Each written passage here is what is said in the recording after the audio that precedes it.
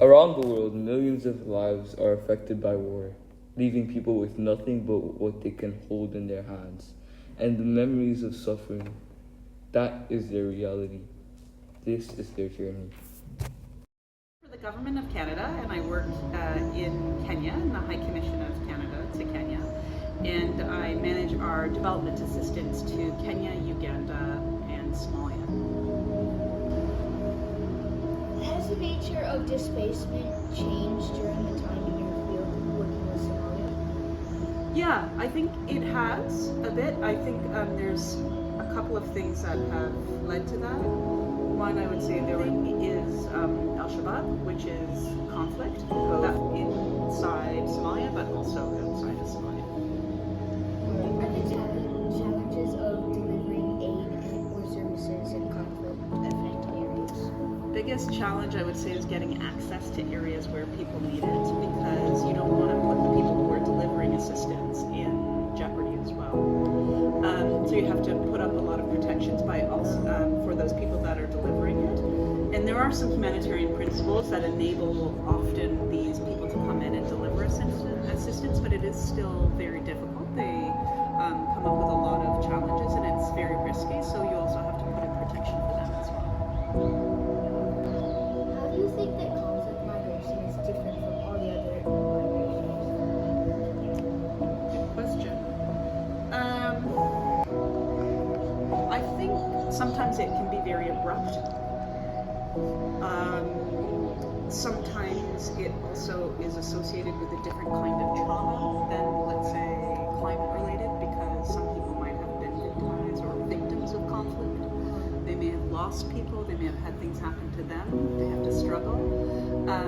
And because sometimes when it's very abrupt, they're not able to gather all of their things. Sometimes when you know, like, drought is coming, or things like you have the time to sort of gather your things and make a plan, often you don't when there's conflict.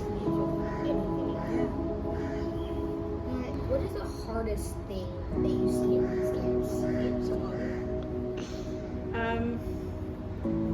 I see the camps largely in Kenya that have a lot of Somalis in different countries' populations.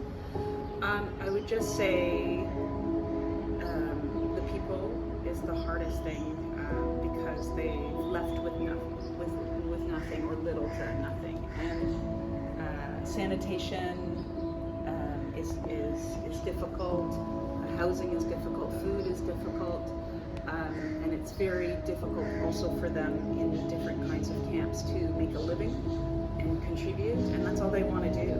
And so it's a hard thing to see, and it's a hard thing for that population. All right. Thank you.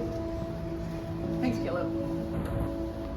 We sent from a place called Bombay, which was in Poland, and then to Germany. And that would be leaving. She was there during the war. She was born in 1942. And so for the first 2 years, the war was going all around them. But in 1945,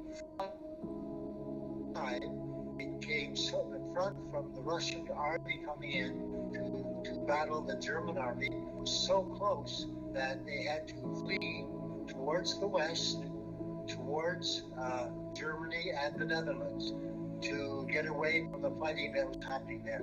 With nowhere to go, people were left standing still with no hope of ever returning home.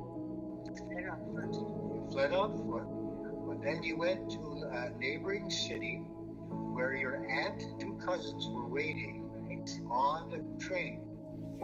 And then what happened as you were trying to get onto the train? We were trying to get onto the train and pass 3 of the kids through the window of the train. But with that, when Grandma tried to the train started to move. So how was she going to join us? So people actually made a chain with hands, and they pulled her through the train, through the window of the train, as the train was moving. When they run, people become united. They reach out for others, family, neighbors, and even strangers to become one helping another through fear and chaos.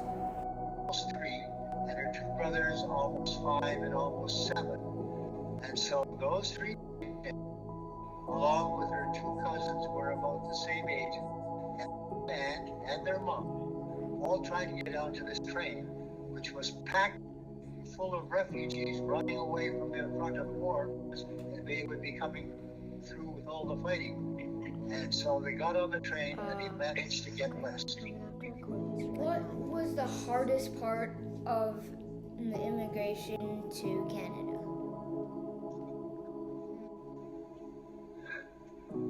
Probably the hardest part for her and her 2 brothers and her mother would be simply getting there. I mean, they were first of all fleeing from the war front. Then, when the war ended, they were in what was then Eastern Germany, which was under the control of the Russians. So that means they did not have freedom to leave. However, so getting out of Europe and into Canada was the hardest part. And But then to get the food on the way. oh yeah, I mean they were refugees, so they had nothing. So after this train trip that took them into Eastern Germany, they ended up being there another 3.5, almost 4 years, living in a big building with many families, and all families each given one little room. So Gooder and her 2 brothers and her mother, 4 people, with other people in their room as well, and then other people all in one room. And so they had all kinds of people in this big building, but with all packed full of refugees. So they were there for over 3 years. And so that was hard.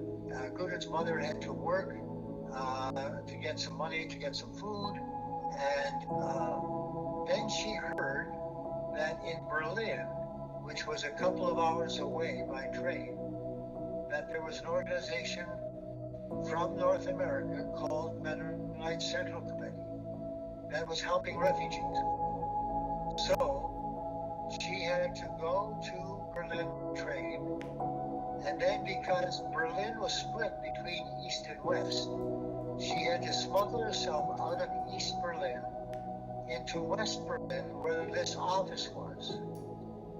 And when she got there, they said, yes, if you can bring your family here, we'll help you to go to Canada. But on the way back to get her kids in East Berlin, she was caught by police and for one night put incarcerated because she was there illegally. But she was then let go. She went back to get her family, and in a few days, she then smuggled 3 kids and herself back to East Berlin, and then through across the border. The wall hadn't been built yet at that time. That was the thing. They got through to West Berlin, and then from there, the organization MCC put them on one of the last flights that went from West Berlin to West Germany. Because She, from part of the time, she walked all night to get from one place to the next. so it was very dangerous. It was after the war, but still there were so many refugees around. It was all very dangerous and very difficult. People were penniless. They had no money. They had no food. So when they were in Berlin, they were organized to go on a flight. Planes were coming in to Berlin from West Germany with coal. And when they would drop the coal, they would take people in and would take them across. It was called the air bridge into West Germany. And from there they went to the border between West Germany and the Netherlands to an MCC refugee camp in a little town called Gronau. And how long were you in Brodau as a refugee? For half a year? Close to half a year. Half a year. But tell them what happened as you came into the refugee camp. As we arrived, each of the refugee camp was set up, not with proper walls, but they had wires strung from the ceiling, and from that they hung blankets, which allowed you to make a little cubicle for a family unit.